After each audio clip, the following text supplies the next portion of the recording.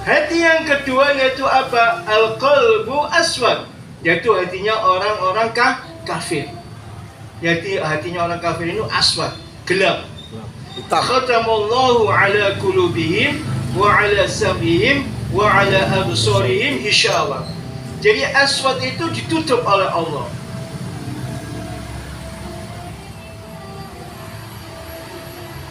Khatamallahu ala qulubihim. Jadi Allah kalau sudah menutup hati-hatinya orang kafir, wa ala sam'ihim, pendengarannya juga ditutup. Wa ala absarihim, dan penglihatannya sudah ditutup. Hisyawa, betul-betul sudah ditutup oleh Allah. Walahum adzabun adzim, maka bagi mereka itu azab yang sangat pedih sekali.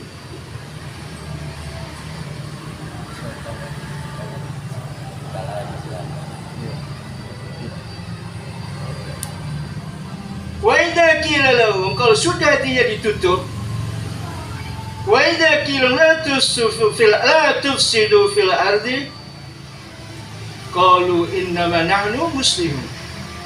Hatinya orang kafir itu sudah ditutup oleh Allah apabila dikatakan, hei orang-orang kafir, janganlah kamu merusak, janganlah kamu bikin kerusakan di atas bumi ini. Apa jawab mereka? Yaitu qalu wa ana minal muslimin. Wa idza qila hum la tusidu fil ardi qalu innama nahnu muslihun ala innahum humul mufsiduna walakin la yash'urun. Jadi orang kafir itu kalau dikatakan janganlah kamu bikin kerusakan, janganlah kamu berbohong, janganlah kamu bikin onar di dunia ini, janganlah kamu menjual omongan. Yang baik dikatakan bohong, yang bohong dikatakan benar. Tapi mereka mengatakan saya adalah orang-orang yang membuat perbaikan. Tapi mereka itu tidak merasa bahwa mereka itu berbuat kejelekan dan membuat kerusakan.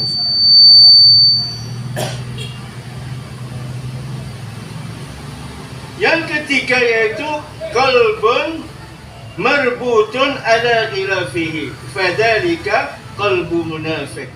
Yang ketiga yaitu hatinya orang munafik. Apa hatinya orang munafik? Dari ciri-ciri orang munafik yang sesuai dengan hadis Rasul, apa? Ayatul munafik idza haddatsa kadzaba wa idza wa'ada akhlafa wa idza u'tumina khana. Jadi tanda-tanda orang-orang munafik itu ada 3. Idza haddatsa kadzaba, apabila dia berbicara maka dia berbohong. Wa idza wa'ada akhlafa, dan apabila dia itu berjanji dia mengingkari janji. Wa idza u'tumina khana, dan apabila diberikan amanat oleh Allah dia khana, yaitu mengkhianati janji yang telah dijanjikan. Maka kadang-kadang ya, kita ini takut. Maka kalau kita mau berbicara bohong itu takut. Kenapa? Termasuk tanda-tanda orang munafik.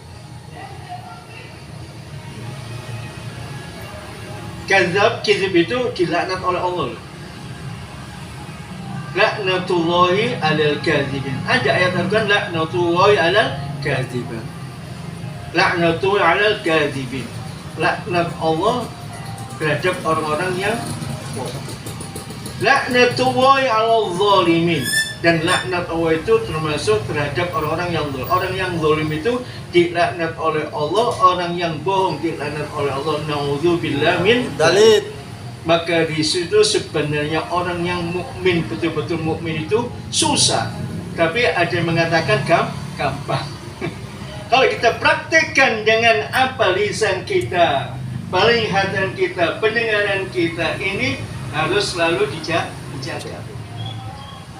Maka orang-orang sufi itu kalau belum siap untuk bergaul dengan makhluk Allah, hamba Allah, mereka lebih baik menjauh. Supaya apa? Supaya tidak sampai terjerumus kepada hal-hal yang telah dilarang oleh Allah ataupun Rasulnya.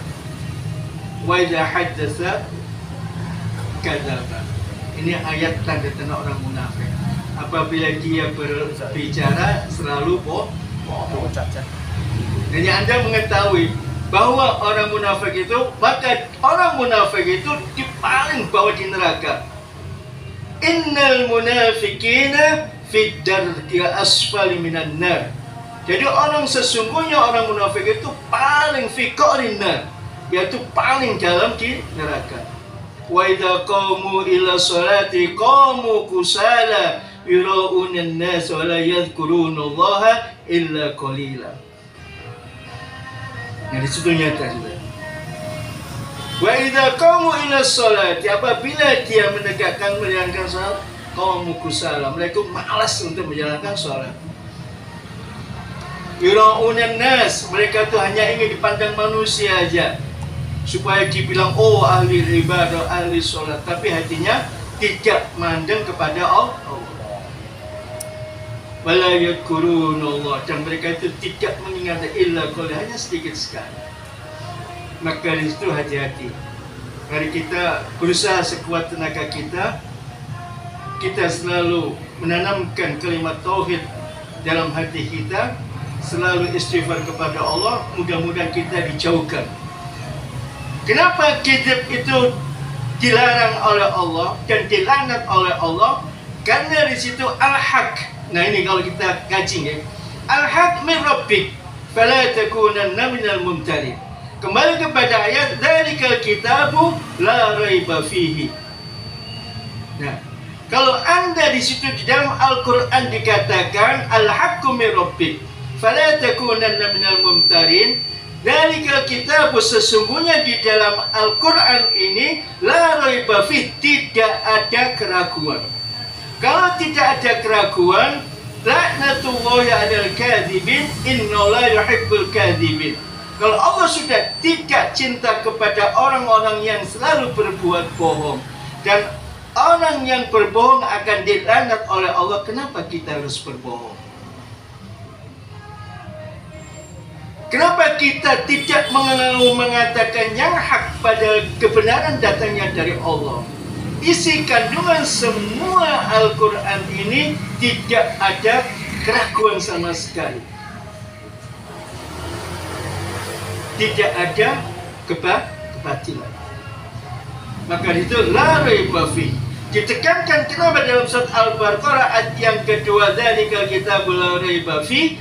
Karena apa? Karena karena orang-orang sebelumnya itu tidak mempercayai dengan ayat-ayat Allah.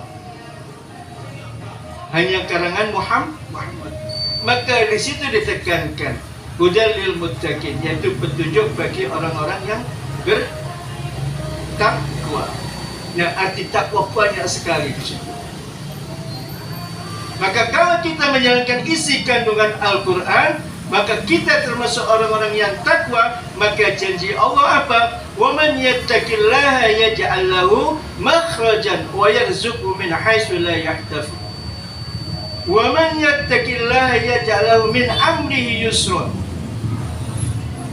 Dan barang siapa yang bertakwa kepada Allah, maka semua perkaranya akan dimudahkan.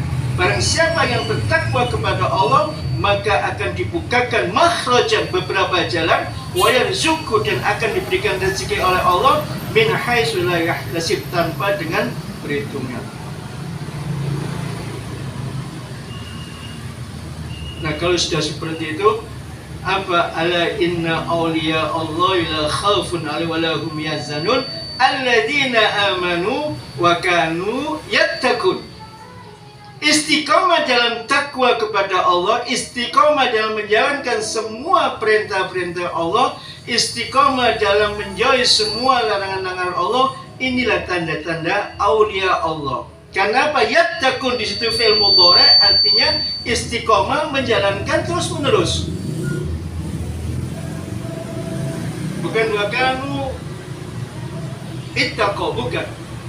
Tapi di sini wakanu yattaqun fi'il mudhari, artinya yaitu menjalankan kebiasaan takwanya. Di sini istiqomah. Al-istiqomah akan menimbulkan sebuah karomah.